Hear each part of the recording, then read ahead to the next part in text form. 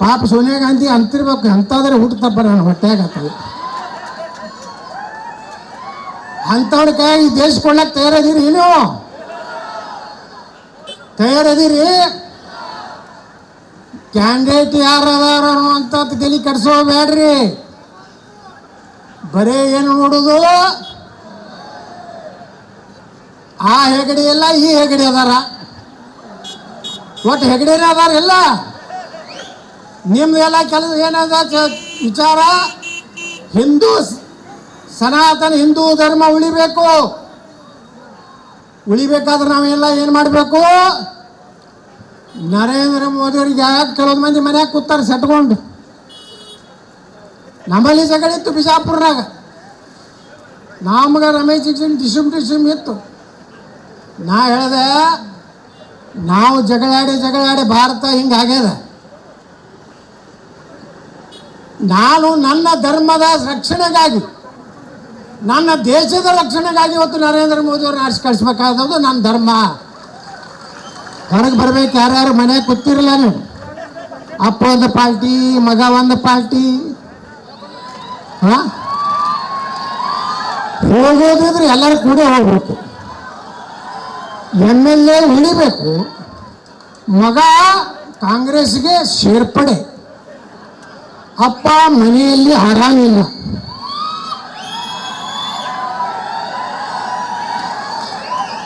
ನಾನು ಶಿವರಾಮ್ ಹೆಬ್ಬಾರ್ ಇಬ್ಬರು ದೋಸ್ತರೇ. ಅವರು ಉತ್ತರ ಕನ್ನಡ ಜಿಲ್ಲಾಧ್ಯಕ್ಷರಿದ್ರು, ನಾ ಬಿಜಾಪುರ ಜಿಲ್ಲಾಧ್ಯಕ್ಷ ಇದ್ದೆ.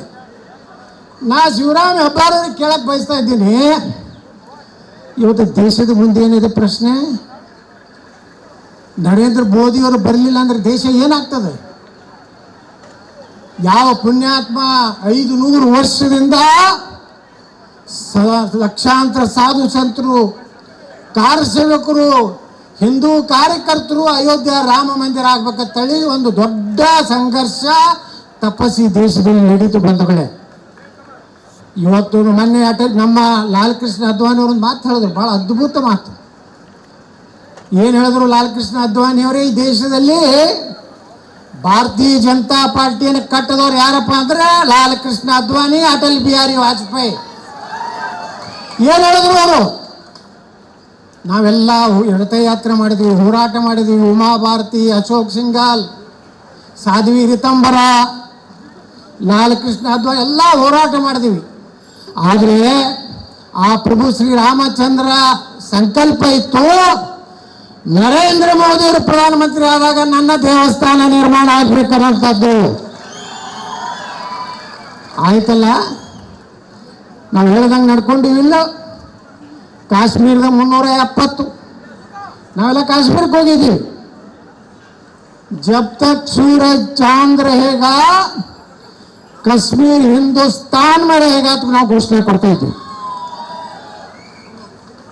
ಅಲ್ಲಿನ ಆಕೆ ಮೆಹಬೂಬಾ ಏನು ಮುಫ್ತಿ, ಇನ್ನೊಬ್ಬ ಫಾರೂಕ್ ಅಬ್ದುಲ್ಲಾ.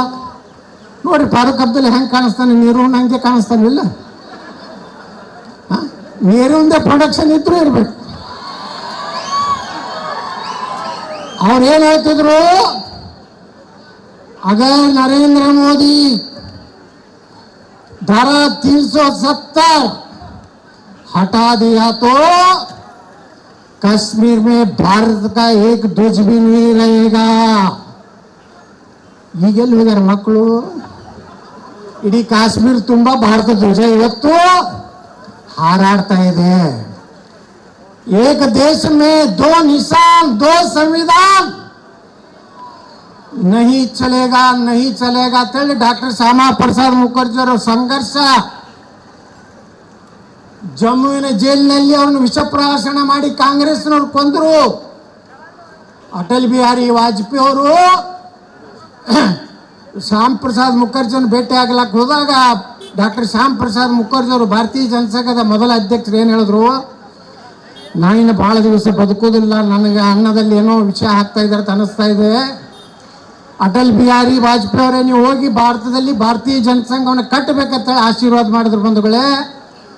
ನಿಮ್ಮೆಲ್ಲರ ಆಶೀರ್ವಾದದಿಂದ ವಾಜಪೇಯಿ ದೇಶದ ಪ್ರಧಾನಮಂತ್ರಿ ಆದರು. ಅವಾಗ ಭಾಳ ಬಹುಮತದ ಸರ್ಕಾರ ಇರಲಿಲ್ಲ. ನಾವು ಕಾಶ್ಮೀರದ 370 ವಿಧಿಗೆ ನಾವು ತೆಗೆದುಹಾಕೋ ಶಕ್ತಿ ಇರಲಿಲ್ಲ. ಅಯೋಧ್ಯೆ ರಾಮ ಮಂದಿರ ನಿರ್ಮಾಣಕ್ಕೆ ಕಾಂಗ್ರೆಸ್ನವರು 27 ವಕೀಲರು ಕಪಿಲ್ ಸಿಬಾಲ್ ಹಿಡಿದು ಸುಪ್ರೀಂ ಕೋರ್ಟ್ನಲ್ಲಿ ಏನು ವಾದ ಮಾಡ್ತಾ ಇದ್ರು, ರಾಮ ಕಾಲ್ಪನಿಕ, ರಾಮನ ಈ ಭೂಮಿ ಮೇಲೆ ಹುಟ್ಟೇ ಇಲ್ಲ ಅಂತ ಹೇಳ್ತಿದ್ರು. ಈಗ ಸುಪ್ರೀಂ ಕೋರ್ಟ್ ಏನು ಹೇಳ್ತು, ರಾಮ ಕಾಲ್ಪನಿಕ ಅಲ್ಲ, ರಾಮ ಭವಿಷ್ಯ ಭಾರತದ ಯುಗ ಪುರುಷ. ರಾಮ ಇಲ್ಲಾರ್ದೇನೆ ಭಾರತ ಇಲ್ಲ, ಭಾರತ ರಾಮನ ಬಿಟ್ಟಿಲ್ಲ. ಎಲ್ಲರ ಮನೆಯಾಗೂ ರಾಮದಾನೆ. ಬಾಬಾ ಸಾಹೇಬ್ ಅಂಬೇಡ್ಕರ್ ಅವರ ತಂದೆ ಹೆಸರು ರಾಮನೇ, ನಮ್ಮ ಅಪ್ಪನ ಹೆಸರು ರಾಮನೇ, ನನ್ನ ಮಗನ ಹೆಸರು ರಾಮನೇ. ನಾ ಲಿಂಗಾಯತರು ಅದೀನಿ. ರಾಮಗೆ ಬ್ರಾಹ್ಮಣರು ಲಿಂಗಾಯತರು ಏನೂ ಇಲ್ಲ. ದಲಿತರ ಮನ್ಯಾಗೂ ರಾಮದಾನ, ಬ್ರಾಹ್ಮಣರ ಮನ್ಯಾಗೂ ರಾಮದಾನ. ರತ್ನ ವಿಧಿ ಮತ್ತು ಕಾಶ್ಮೀರಕ್ಕೆ ಕೊಡ್ತೀವಿ ಅಂತಾರೆ. ಅದಕ್ಕೆ ನೀವು ಕಾಂಗ್ರೆಸ್ಗೆ ವೋಟ್ ಹಾಕ್ತೀರಾ? ಕಾಂಗ್ರೆಸ್ ವೋಟ್ ಹಾಕ್ತೀರಿ ಅಲ್ಲ? ಮುಂದೆ ಏನು ಹೇಳ್ತಾರೆ, ಅಲ್ಪಸಂಖ್ಯಾತರ ರಕ್ಷಣೆಗಾಗಿ ಒಂದು ಹೊಸ ಕಾನೂನು ತಗೊಂಡು ಬರ್ತೀವಿ. ಯಾರೇ ಹಿಂದೂಗಳಿಗೆ ಅವ್ರ ಮನೆ ಹೊತ್ತು ಹೊಡೆದ್ರು ಸಹಿತ ನಮಗೇನು ಜಾಮೀನು ಸಿಗುದ, ನನ್ನಾಗೇನೆ ಕೇಸ್ ಆಗ್ತದೆ ಅಂತ ಕಾನೂನು ಜಾರಿ ಮಾಡ್ತೀವಿ ಅಂತ ಹೇಳ್ತಾರೆ. ಎನ್ಕೌಂಟರ್ ಬಂದ್ ಮಾಡ್ತೀವಿ ಅಂತ ಹೇಳ್ತಾರೆ. ಎನ್ಕೌಂಟರ್ ಬಂದ್ ಮಾಡಿಬಿಟ್ರೆ ಇವ್ರೇನು ಸಾಬ್ರ ಅದಾರಲ್ಲ, ನಿಮ್ಗೆ ಯಾರನ್ನೂ ಮನೆಯಾಗ ಇಡ್ಲಾಕೆ ಕೊಡುದಿಲ್ಲ. ಸಿರ್ಸಿ ಒಳಗ ಕಾಂಗ್ರೆಸ್ ಅಧಿಕಾರಕ್ಕೆ ಬಂದ್ರೆ ಪಾಕಿಸ್ತಾನ ಧ್ವಜ ಹಾರಿಸ್ತಾರೆ, ಬೆಳಗಾವದಲ್ಲಿ ಧ್ವಜ ಹಾರಿಸ್ತಾರೆ. ವಿಧಾನಸಭೆಯಲ್ಲಿ ಪ್ರಾಂಗಣದಲ್ಲಿ ಯಾವ ಪ್ರಜಾತಂತ್ರದ ಕರ್ನಾಟಕದ ದೇಗುಲ ಅಲ್ಲಿ ಪಾಕಿಸ್ತಾನ ಪರವಾಗಿ ಘೋಷಣೆ ಕೊಡ್ತಾರೆ. ಇವತ್ತು ಕಾಂಗ್ರೆಸ್ ಮುಂದೆ ಬಂದ್ರೆ ಏನು ಗತಿ? ಕ್ಯಾಪ್ಟನ್ ಅರ್ಜುನ್ ಕೊಂದಿದ್ದು ಯಾರು? ಅವ್ರ ನರೇಟಿವ್ ಎಲ್ಲಿ ತಂದಿಟ್ಟಿದ್ದಾರೆ ಅಂತಂದ್ರೆ ಸಂಪತ್ತನ್ನ ಹಂಚಿಬಿಡೋದು ಅಂತ. ಇದು studio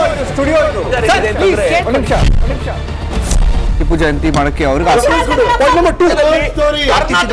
ಖಂಡಿಸಿದ್ರು. Very nice.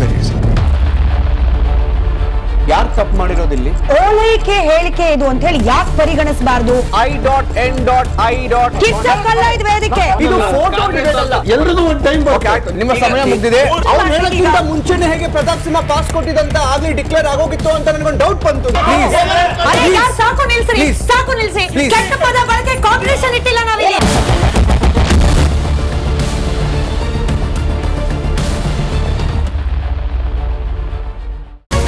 Republic word app ಇದು ಕೇವಲ ಅಪ್ಲಿಕೇಶನ್ ಅಲ್ಲ, ಸಮಗ್ರ ಸುದ್ದಿಗಳ ಸಂಪರ್ಕ ಮಾರ್ಗಕ್ಕೆ ಕ್ರಾಂತಿಕಾರಿ ಬದಲಾವಣೆ. ರಿಪಬ್ಲಿಕ್ ವರ್ಡ್ ಆಪ್ ಕೇವಲ ಸುದ್ದಿ ಅಪ್ಲಿಕೇಶನ್ ಪರಿಚಯಿಸ್ತಾ ಇಲ್ಲ, ಬದಲಾಗಿ ಡಿಜಿಟಲ್ ಸುದ್ದಿ ಬಳಕೆಯ ಹೊಸ ಯುಗಕ್ಕೆ ನಾಂದಿ ಹಾಡ್ತಾ ಇದೆ. ಇದೊಂದು ಬ್ರೇಕಿಂಗ್ ನ್ಯೂಸ್, ಪ್ರಭಾವಶಾಲಿ ಕಾರ್ಯಕ್ರಮಗಳಿಗೆ ಗಟ್ಟಿಯಾದ ನ್ಯೂಸ್. ಇಲ್ಲಿ ಕೇವಲ ತಾಜಾ ಸುದ್ದಿ, ಅದರ ನೇರ ಪ್ರಸಾರ ಮತ್ತು ಚರ್ಚೆಗಳಿಗೆ ಮಾತ್ರ ಅವಕಾಶ.